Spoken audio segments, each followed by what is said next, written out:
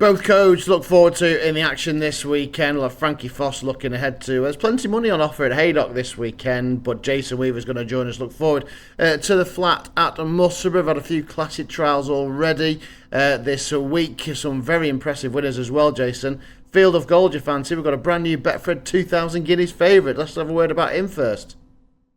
Well, he was super impressive. I think that he was a little bit of a handful in his juvenile days. He was always a big boy, 16 hands, and he was going to be a much better 3-year-old. He has got the services, the new apprentice in the yard, Luke Catton, who you'll know used to ride Quinault, the runaway. He's part of that team, Luke, now, and he rides him every day, and it's obviously made a big impression on Field of Gold. Super, super relaxed, change of gear. He must be incredibly clean-winded, Matt, because he was probably carrying enough condition that me and you would have been proud of after Christmas dinner. So he's going to take a massive jump forward for the Betfred 2000.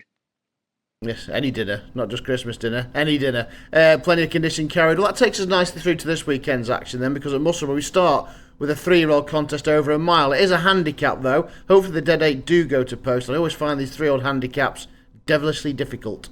Yeah, we got wonderful pedigrees on shows. Some of these were really expensive. I mean, Thunder Wonder wasn't cheap for Charlie Johnson, 85,000.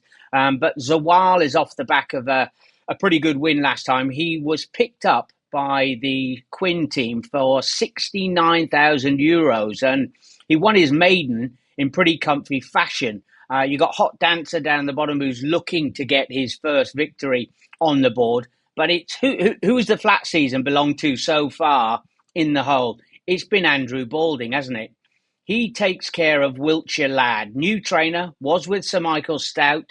He won the last time we saw him. He probably was just going through the gears to finally get his head in front. But he was super impressive. They do keep the visor on, and he returns over the mile. Oisin Murphy going up to Mussleburgh. Yeah, very interesting. That's really worth a tip in itself. Which lad then in the opener? We're in the second contest of the afternoon, 2:25, a 7-furlong handicap, 9 go to post. But even so, the draw does have an effect because it's a very quick run to that bend at the back straight, Musselburgh. Oh, I'm old enough to remember when it had no camber. They spent an absolute fortune on it down the bottom end, so they now can get a little bit like the velodrome down the bottom end as they swing in. But yeah, you're absolutely right. Balance is at a premium. Walifi is drawn out in stall number 10. Now, he's bound to be popular. You know that I'm a Haggis groupie anyway, and they always give their running. A few down the bottom. Diligent Resdev has been off for 200 days. The Mick Easterby team has been in really good form. Actually, Mick is in hospital at the moment, so we wish him a speedy recovery at the age of 94. He'll be back on track soon. But up the top, you'll remember Al Zahir. He actually was a Royal Ascot juvenile for John and Thady Gosden before he went across to David O'Mara's. Didn't happen for him. Well, the Candlish squad have got him to find an extra leg. He bolted up the last 2 times. He beat a really good yardstick at Thirsk when we saw him. And 94, that is nowhere near his ceiling rating. Long sprint specialist, 7 furlongs. Brilliant, yeah, top weight Alzey. Just must have mentioned Walifi has just come out, so Walifi is an absentee now in that 2:25. Also got absentee in the Spring Cup. Twilight Fun is out, which this is going to leave now the dead 8 going to post. There's had plenty of rain north of the border, but as you expect for these 5-furlong contests, again, very competitive, but no Twilight Fun. It would have been popular. Yeah, sure. I mean, lots of these. The likes of American Affair, who's a Portland winner, will be high on many lists. Jim Goldie's runners, he's had 1 or 2 pop up, but on the whole, they've actually been taking a bit of a run, haven't they? And when you go down through these, plenty of them are coming in off a fairly long absence. I like the angle in. I love that when there's dead 8 runners. Vintage Clarets ran over 6 furlongs at Southwell just 13 days ago. Now, we know he doesn't get 6 anyway in a horse box.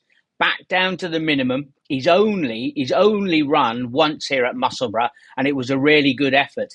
Any rain's going to help his cause. Oisin Orr on board, drawn in 3. That'll be absolutely fine. He'll be able, with the dead 8 runners, to shift a little bit left-handed. I think he's a big player. He's going to be a decent price as well. He might just sort of slot into that each way money. One of my Cliff horses, Vintage Clarence, down the years. Yeah, hopefully a big price winner. Will certainly go well there in the Scottish Sprint. And then we've got the feature, the Queen's Cup, from the sprinters to the stayers. A big field here. Plenty of these have been jumping over the winter. We'll be fit from that. But we've got some real nice progressive 4-year-olds as well who are running some big races last year. This has got a real nice mix. This is a real good contest to look forward to.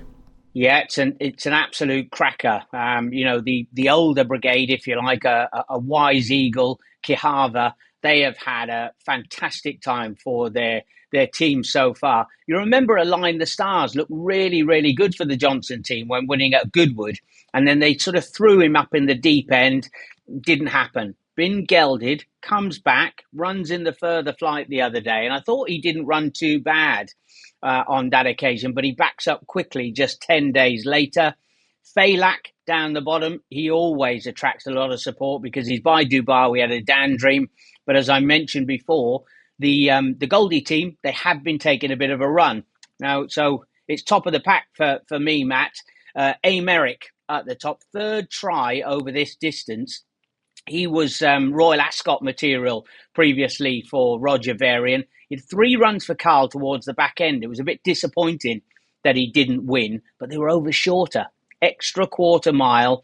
There'll be fit coming from that yard, and he's drawn in 3. He'll be up the paint and will take a bit of catching. Brilliant. Right, yes, all covered then, the 4 races on ITV Musselburgh. Which should be your strongest bet on the card there on Saturday? Be pretty boring, but I think in the opener, Wiltshire Lad, you're asking for the young horses coming forward. Balding's got them in red hot form. He's a massive improver. I'd be really disappointed if 83 was his ceiling rating. Brilliant. Wiltshire Lad then for the Sheen Murphy. Andrew Balding taking the flat by storm so far this season. Right, thanks very much, mate. Enjoy the Scottish air this weekend. Go well. Brilliant. So Jason will be with us, of course, looking ahead to those Betfred Classics very shortly as well, getting away in a couple of weeks' time. So we'll let Jason go, and now we'll speak to Frankie Foster because there's a lot of prize money up for this qualifying series finals day at Haydock as well.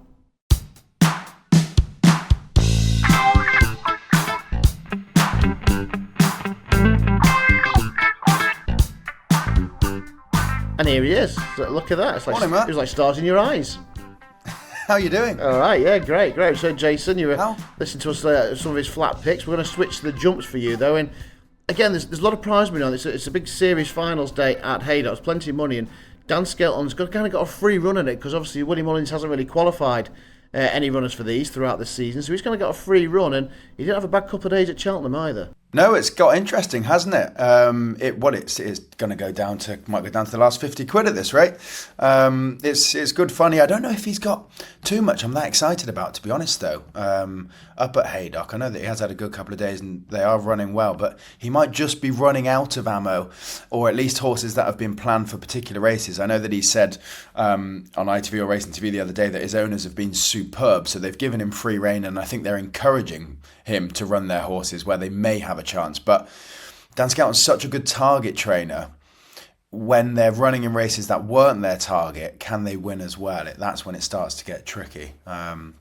But yeah, good bit of jumps action. I've got to say, I do feel like I've got the short straw. That Mussleburgh card is quite good. I enjoyed listening to you and Jace then. It's a nice card, and I agree with him. I think do you know what is probably worth loosely following is all of those stout horses that have come to Balding. I think 3 of them have ran so far and all won first time out. And Jason's best bet of the weekend in the opener is another of those. So I think anything that Balding's got his hands on from Muckle Stout, for some reason he seems to have been doing a good job with first time out. So there's a couple of quite nice ones, all in the same colours, and they've all been running well. Yeah, sides of Hail Silks, of course. So let's switch to Haydock then. It's interesting you mentioned that because I know it's Lamilos is running later on in the card. So yes. It's obviously see if he's taking him on. Right then, we start the 205. Only 7 runs. Surprised the lack of runners, really. They've had a bit of rain around as well, so the ground should be absolutely perfect. The Skeltons, they've got Gray in here, but I imagine Gimme 5 will take a chunk out of the market. I think so, yeah. To be honest, this is a little bit disappointing in terms of quality and in terms of the amount of runners. And Gimme 5 does sort of, that's your start point, isn't it? I know he carries 12 stone, but you look at some of these, I was going to say some of the races that these other horses have won, they're not actually even winning them. They're kind of class 4 handicaps round Taunton and stuff like that. No disrespect to Taunton, but Give Me Five's won at the likes of Cheltenham and in actually quite nice races. So yes, he's got to carry top weight, but he's a good ground horse. He's got a good bit of speed. To be honest, I doubt that he's even hit his ceiling yet. Harry Derham is in good form, and I actually think he's a really attractive price at sort of 2-1 mark. So yeah, I can't really see these sort of low league handicappers being able to get near him, even though he has to give a fair bit of weight away. It's very impressive when he does, despite making a bit of a hash of the last at Newcastle. So that's the 2 mile hurdle division. Then Gimme 5. Then we move on to the 3 mile, and again just the 7 runners. The Skeltons, they've got Langini. Is he a half brother, isn't he? Or is he fully a half brother to Constitution Hill? No less, but didn't inherit his genes. Here he is of 3 miles off 116. But I mentioned Constitution Hill, so I'm sure you would have seen that and gone, he'll do for me. No, do you know what? I think quite the opposite. Unfortunately, yeah, he hasn't got the Constitution Hill genes. I wonder if he's really just not as good as maybe anyone thought he was, because I know that he had wind surgery, then he went from John Joe's to the Scoutons. He won a pretty average race at Warwick and then went off odds on the next time and was quite soundly beaten, and maybe that's a mishap and he should be, or he might be go off favourite again, but I'd bet the other way. I think he's actually just not that good, unfortunately for Langini. I have got a nice price in the next, Matt. So before I tip up the fav again, there's a nice price which I think is well worth a bet in the next. But again, I'm slightly disappointed with the quality of this. You're really not looking at horses, bar or Antoya perhaps, who have ran in that good a quality races, whereas Burrows Hall is rapidly on the incline. He's won his last 3. And you mentioned fluffing the last, talking about the previous race. Burrows Hall, although only down as winning by, half a length, that doesn't really tell the story. If you watch the race back, he was going easily, coming to the last, didn't jump it that smoothly. It gave the second half a chance, but he was just nudged out, and they were quite a long way a third, so he's only gone up £5 for that, and I say he's going to be hard to stop. I reckon he could add another 1 to his name, so I'd probably play him as a nice little double, He needs to double. They're both about 2-1, something like that, and I think they're both fair bets. Yeah, Burrows Hall on the 4-timer then. In the 240, right, got some veterans going at 3:15. We've got 10 hopefully heading to post. He likes one at a price. Hit us. This is worth a go for our punters. This is the Easter weekend bet. Spyglass Hill for our Betfred, or not for, but under our Betfred ambassador John Joe Jr. Won a race up here, albeit on absolutely bottomless ground last year. But I think this has been the target to come back here and pick up some nice prize money up here. I know that his form figures aren't the best after Haydock with a PU and a PU and then a second, but that second was pretty encouraging last time on good ground, and that will put him spot on for this. I'd expect him to come on a fair bit for his run last time, and knowing that this was the target, I think you could be pretty impressed with what he did at Exeter last time out. So Spyglass Hill, that's one to pay for your Easter eggs. I think he'll run a big race. Brilliant. Okay, what would be the best bet? Have to be Spyglass Hill each way. I think he'll shorten up. I think he's worth a spin. I also think Jason's shout in the first at Mussleburgh is a great bet, worth following. All of those stout horses switching to Balding, so not a bad little each way double that. No, it could be, yeah. Well, Wiltshire Lad in the first. I mean, is there anything else that struck you on the Muscle Ricardo? Obviously, I see you got Wiltshire Lad in the first. There's a couple of non-runners flying around as well. Yeah, you know what? There's a couple of horses I think probably worth a mention. I was dipping in and out of making my coffee as you and Jace were chatting, so hopefully I'm not contradicting him too much. But Guido was second only last Sunday to, what was it, Fahi's horse called Our Havana, which was smashed off the boards and was actually ran a big race, and Guido wasn't far behind. I think that's great form and worth probably following. Loves it here as well, to try and pick up some prize money. Say it again, sorry. Guido loves it at Musselburgh. Exactly, yeah. I think that's good form. And then there was one else. 14 races at Musselburgh, Simon, Guido, 5 wins, 5 seconds, 2/3. There you go. It's not bad, is it? Cover Up, which Ashim will ride for Simon and Ed Crisford. Quite interesting, coming back from his stint in Dubai. They obviously have great success out there, don't they? But I think they've probably seen this as a nice chance to pick up a good pot, and you've got to be speedy in that Sprint Cup. Quite liked him as well. Yeah. Okay, Cover Up. It did be nice to at Donny at the back end of last year. Right, brilliant. There we are. The ITV Racing action covered for this weekend. Of course, Musselburgh and Haydock, both jump codes covered. Thanks to Jason for joining us. He really fancies Wiltshire Lad. Cheers to Frankie as well. Spyglass Hill at a price in the veterans at 3.15. Hopefully, they'll boost your betting back. We'll be back in this weekend, though. The very best of luck.